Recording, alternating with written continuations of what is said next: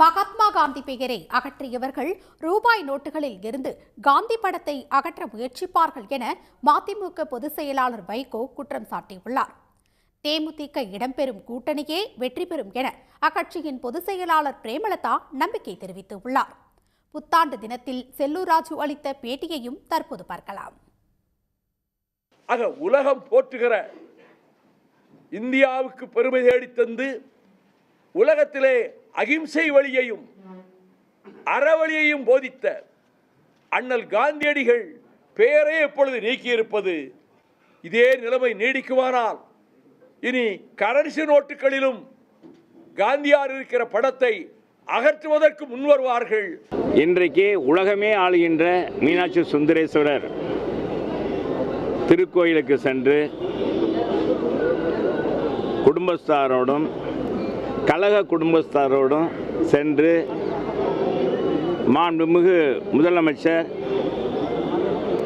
மீண்டும் தமிழகத்துடைய முதலமைச்சராக வர வேண்டும், அங்கே கண்ணி மீனாட்சி சுந்தரேஸ்வரர் அருள் புரிய வேண்டும். காரணம் என்னன்னா, தமிழ்நாடு அமைதி பூங்காவாக இருக்கணும். இதுவரைக்கும் இல்லைங்க, அவங்க வர்றதுக்காக எங்களுக்கு எந்த அழைப்புமே கிடையாது. எங்களை பொறுத்த வரைக்கும் தேமுதிகவினுடைய மாநாடுக்கான பணிகளை தான் நாங்கள் செஞ்சுக்கிட்டு இருக்கோம். இது வரைக்கும் அதிகாரப்பூர்வமாக யாரும் எங்களை பேசவும் இல்லை, யாரும் அழைக்கவும் இல்லை என்பதுதான் உண்மை. இன்னைக்கு அண்ணன் எடப்பாடியார் பார்த்தா அவர் பேசுகிற கூட்டத்தில் அதிமுக தான் இன்னைக்கு மகத்தான கூட்டணி அமைக்கும் அவர் சொல்கிறாரு. இன்னைக்கு டிவிக்கே பார்த்தா அவங்க என்ன சொல்கிறாங்க, அவர் தலைமையேற்று வர அனைவரையும் நாங்கள் சேர்த்துக்குவோம், மகத்தான ஒரு வெற்றியை நாங்கள் பெறுவோம்னு சொல்கிறாங்க. இப்போ தேமுதிகவை நீங்கள் கேட்டிங்கன்னா தேமுதிக அங்கம் வகிக்கும் கூட்டணி தான் இந்த முறை நிச்சயம் ஆட்சி அமைக்கும். தம்பி விஜய் பொறுத்தவரையிலையும் ஒரு கவுன்சிலர் கூட வரல. நீங்களாம் மீடியாவில் பெரிய புறந்தள்ளிட்டு வர முடியாதுன்னு நீங்களாம் பெரிய இமேஜை கிரியேட் பண்ணிட்டீங்க. மிகப்பெரிய தலைவர் புரட்சித் தலைவர் எம்ஜிஆர் அவருக்கு பிறகு யாரும் தமிழகத்தில் கட்சி ஆரம்பித்து நடத்துவது என்பது ஒரு இயலாத காரியம். அது மட்டும் நிறைய சிரமங்கள் இருக்குது.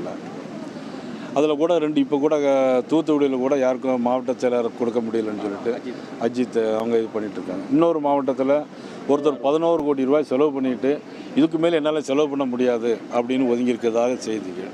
உடனுக்குடன் செய்திகளை தெரிந்து கொள்ள சன் நியூஸ் பெல் ஐகானை கிளிக் பண்ணுங்க.